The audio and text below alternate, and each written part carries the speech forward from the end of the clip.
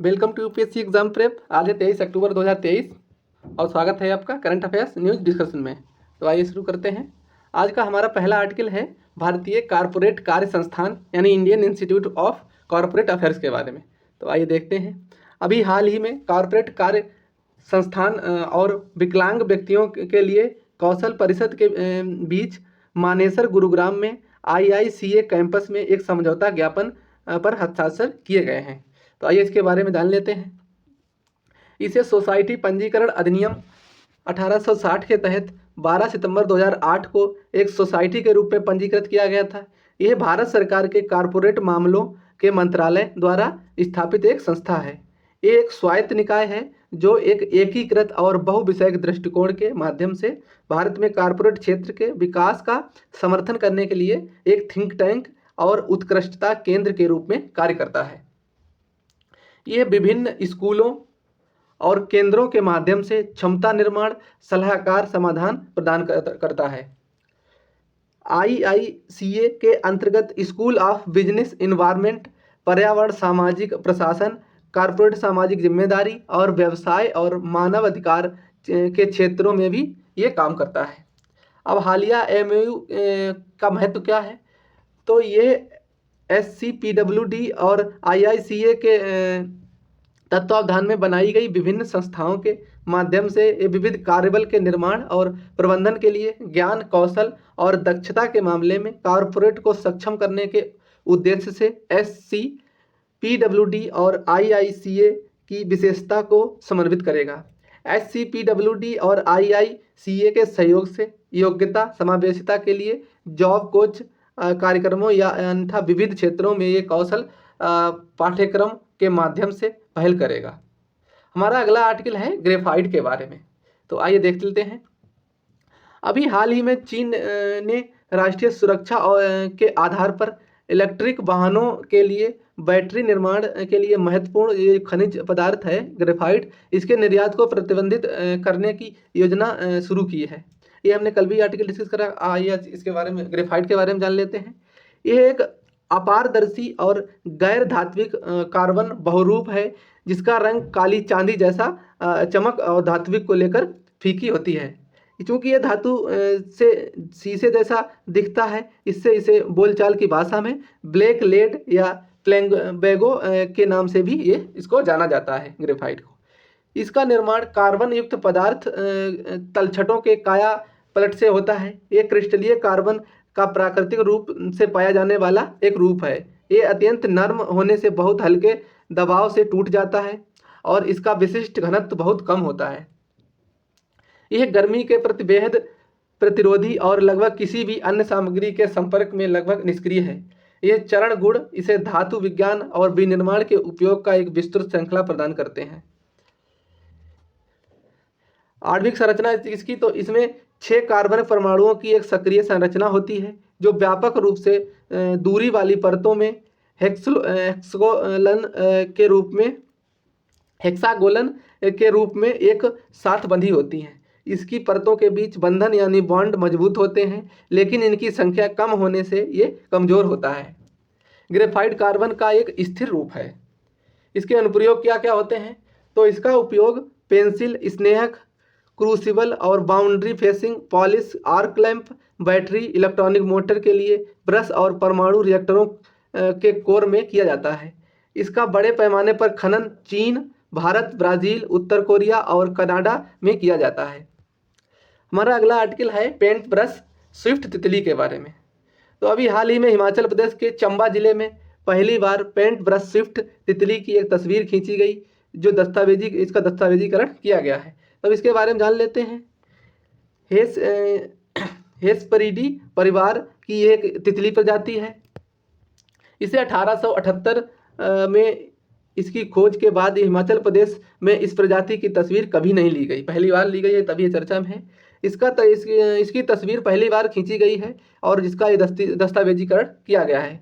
इसका वर्णन पहली बार लेपिडोप्टेरिस्ट फ्रेडरिक मूर द्वारा 145 वर्ष से भी पहले वर्णन इसका किया गया था। इसकी पहचान ऊपरी अग्रपंख कोशिका में 2 अलग अलग संस्थानों के आधार पर की जाती है। इस प्रजाति के लार्वा बांस और कुछ अन्य घास की प्रजातियों को ये खाते हैं। इनका निवास स्थान पूर्वोत्तर और मध्य दक्षिण भारत के में वितरित और उत्तराखंड में ये दुर्लभ प्रजाति पाई जाती है। खतरा इसको किससे है? तो ये तितली की आबादी में गिरावट के प्रमुख कारण इनके निवास स्थान की हानि और जो इनका भोजन और पौधों की कमी, जो भोजन जिनसे लार्वा से इनको मिलता है उनकी कमी, और कीटनाशक के उपयोग में वृद्धि हुई है, उसके कारण इनकी मृत्यु हो रही है। वनों की कटाई और जलवायु परिवर्तन कुछ अन्य कारण इसके हैं। इसकी संरक्षण की स्थिति में तो ये प्रजाति भारत के वन्यजीव संरक्षण अधिनियम 1972 की अनुसूची 4 के तहत कानूनी रूप से संरक्षित है। हमारा अगला आर्टिकल है घटियाना सेंगुलोंगेटा के बारे में। तो आइए देख लेते हैं। ये केकड़े की प्रजाति है। अभी हाल ही में शोधकर्ताओं ने उत्तरी कर्नाटक के सिरसी जिले में बालेकोप्पा गांव से मीठे पानी के एक केकड़े की प्रजाति जिसका नाम है घटियाना सेंगुलोंगेटा की खोज की है। तो इसके बारे में जान लेते हैं। ये मीठे पानी के केकड़े की एक प्रजाति है। केकड़े, इसका नाम लैटिन शब्द सेंगुलोंगेटा से लिया गया है, जिसका अर्थ होता है लाल या खून के रंग का। केकड़े का रक्त लाल रंग और नर गोनोपोड जेनेटालिया के पहले भाग का बाहरी रूप से घुमावदार लेख इसे घटियाना उपजाति के रूप में प्रजातियों से अलग करता है। ये वर्तमान में केवल ऐसे इलाकों से जाना जाता है जो भारत के मध्य पश्चिमी घाट में स्थित हैं। ये सिर्फ भारत के मध्य पश्चिमी घाट में ही ये पाया जाता है केवल। इसकी विशेषताओं में तो ये लगभग 1.1 इंच चौड़ा और लगभग 0.7 इंच लंबा है। इसका शरीर चौड़ा, धनुषाकार और छोटी आंखें इसकी होती हैं। इसके शरीर का रंग गहरा और अपेक्षाकृत एक समान बरगंडी लाल है, जबकि इसके पंजों के सिर हल्के चेरी के जैसे होते हैं। यह मुख्य रूप से पेड़ों के तनों में एकत्रित पानी में रहता है और बरसात के मौसम में इसकी सक्रियता बढ़ जाती है। इसके आहार में कीड़े और शैवाल होते हैं। इनको कीड़े और शैवाल को खाता है। नर और मादा केकड़ों का रंग एक जैसा ही होता है। हमारा अगला आर्टिकल है गुइलेन बैरे सिंड्रोम के बारे में। तो आइए देख लेते हैं। गुइलेन बैरे सिंड्रोम।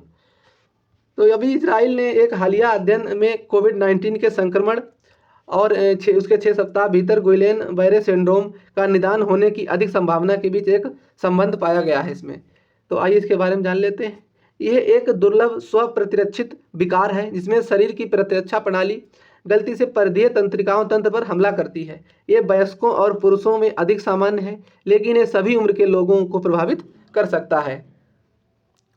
इस सिंड्रोम के प्रथम लक्षणों में कमजोरी या झुंझुनी जैसे झंझनाहट जैसी संवेदनाएं शामिल है, ऐसा होता है इसमें। और ये आमतौर पर पैरों से शुरू होकर और ये हाथों तक और चेहरे तक ये फैल सकते हैं, मतलब पूरे शरीर में ये फैल सकते हैं। कुछ लोगों में ये लक्षण पैरों, बाहों और चेहरों की मांसपेशियों के पक्षाघात का कारण भी बन सकते हैं। तो इसका कारण क्या होता है, किस कारण ये फैलता है? ये अक्सर संक्रमण से पहले होता है और ये जीवाणु या वायरल संक्रमण से हो सकता है। और सबसे अधिक बार ये जुड़े संक्रमणों के कैम्पिलोबैक्टर जेनुनी, एपिस्टीम वायरस और साइटोमेगालोवायरस निमोनिया और मूत्र पथ के संक्रमण के लिए ये जिम्मेदार बैक्टीरिया इसमें शामिल होते हैं। इसका टीका लगाने या सर्जरी से भी ये शुरू हो सकता है, इसका टीका। और अब इसका उपचार क्या हो सकता है? तो इस सिंड्रोम का कोई ज्ञात उपचार नहीं है। ये सबसे अधिक इस्तेमाल किया जाने वाला उपचार अंतःशिरा इम्यूनोग्लोबुलिन और है, जो दान किए गए जो रक्त होता है उससे बनाया जाता है, जिससे जो एक स्वस्थ एंटीबॉडीज उसमें होते हैं, उस वही इलाज इसका इसी तरह से हो सकता है। ये तंत्रिकाओं पर प्रतिरक्षा प्रणाली के पर हमले को शांत करने में भी मदद करता है। हमारा अगला आर्टिकल है एडक्कल गुफाओं के बारे में। तो आइए देख लेते हैं। अभी हाल ही में केरल पर्यटन ने वायनाड के एडक्कल गुफाओं के आसपास नागरिक सुविधाओं में सुधार के लिए 2.9 करोड़ रुपए की परियोजना शुरू की है। एडक्कल गुफाओं के बारे में देख लेते हैं। तो ये हमारा भारत का मैप है और ये इसमें केरल राज्य को दर्शाया गया है। यहाँ पे वायनाड जिला है जो इसमें ये बड़ा करके दिखाया गया है। ये वायनाड जिला है, यहीं पे ये डुक्कल गुफाएं हैं। तो आइए देखते हैं अब इसको। ये गुफाएं राजसी अम्बुकुथी पहाड़ियों में समुद्री तल से 3900 फीट ऊपर स्थित हैं। एडक्कल नाम का अर्थ होता है बीच में या एक पत्थर, बीच में एक पत्थर। तो ये गुफाएं अद्वितीय जटिल पत्थर की नक्काशी वाली तथा नवपाषाण एवं मध्य पाषाण युग की गुफाएं ये हैं। इन गुफाओं में दो प्रकार की संरचनाएं हैं जिनके बारे में माना जाता है कि इनका निर्माण एक विशाल चट्टान के बड़े विभाजन से हुआ है। इनमें नवपाषाण युग के सचित्र लेखन को कम से कम 6000 ईसा पूर्व का माना जाता है। इनकी विशेषताएं क्या हैं? तो ये गुफाओं में प्रतीकों और अक्षरों के अलावा मानव और जानवरों की आकृतियां भी हैं।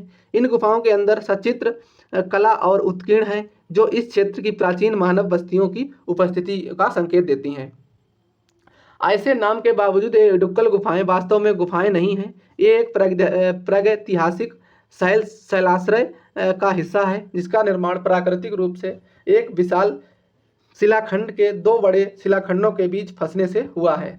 यहाँ मानव आकृतियाँ, जानवर, उपकरण, वाहन, दिन प्रतिदिन घटनाएं और विभिन्न भाषाओं की लिपियाँ भी खोजी गई हैं। उत्कीर्ण की विविधता से पता चलता है कि डक्कल गुफाएं इतिहास में विभिन्न कालों में कई बार बसाई गई थीं। इन पहाड़ियों में खोजे गए मुनियारा या प्राचीन दफन स्थलों से प्राचीन मिट्टी के बर्तनों और मिट्टी के बर्तनों का एक समृद्ध संग्रह प्राप्त हुआ है। हमारा अगला आर्टिकल है पोतीबोरा वन्यजीव अभ्यारण्य के बारे में। तो आइए देख लेते हैं। तो अभी हाल ही में एक सींग वाले गेंडे की आबादी के लिए प्रसिद्ध पोतीबारा वन्यजीव अभ्यारण्य अभी हाल ही में आधिकारिक तौर पर फिर से खुलने के लिए एक बार पर्यटकों का स्वागत किया है, मतलब अभी खुल गया है पर्यटकों के लिए। तो आइए देख लेते हैं। तो ये है एक सींग वाला गेंडा जो पोतीबारा वन्यजीव अभ्यारण्य में पाया जाता है। और आइए देख लेते हैं इसको मैप में। तो ये है हमारे भारत का मैप और यहाँ पे पूर्वोत्तर में ये इसका असम राज्य है। असम का ये बड़ा मैप दिखाया गया है। इसमें यहाँ पे है ये पोतीबारा वाइल्ड लाइफ सेंचुरी यानी पोतीबारा वन्यजीव अभ्यारण्य। तो अब आइए देख लेते हैं। ये असम के गुवाहाटी से सटे मोरीगांव जिले में ब्रह्मपुत्र नदी के दक्षिण में स्थित है। इसे 1971 में आरक्षित वन और 1987 में वन्यजीव अभ्यारण्य घोषित किया गया था।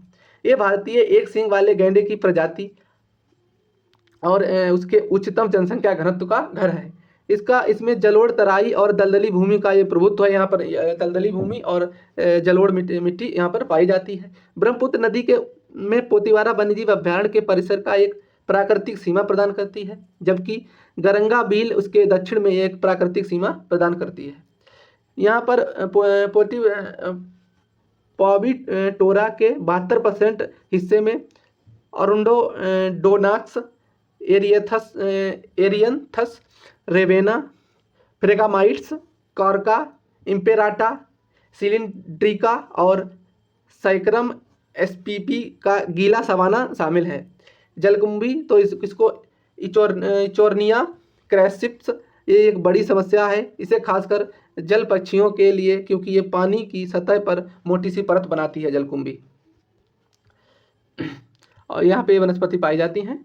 और यहाँ पर जीव जंतुओं में तो गेंडे के अलावा यहाँ पर अन्य जानवरों में तेंदुआ, जंगली सुअर, बाकिंग हिरण, जंगली भैंस आदि यहाँ पर पाए जाते हैं। ये निवासी और प्रवासी पक्षियों की यहाँ पर 375 से अधिक प्रजातियाँ का भी घर है यहाँ पर, मतलब आते हैं, जैसे कि भारतीय चितकबरा, हॉर्नबिल, ऑस्प्रे हिल मैना, कॉलेज तीतर आदि यहाँ पर रहते हैं और कुछ प्रवासी पक्षी भी यहाँ आते हैं।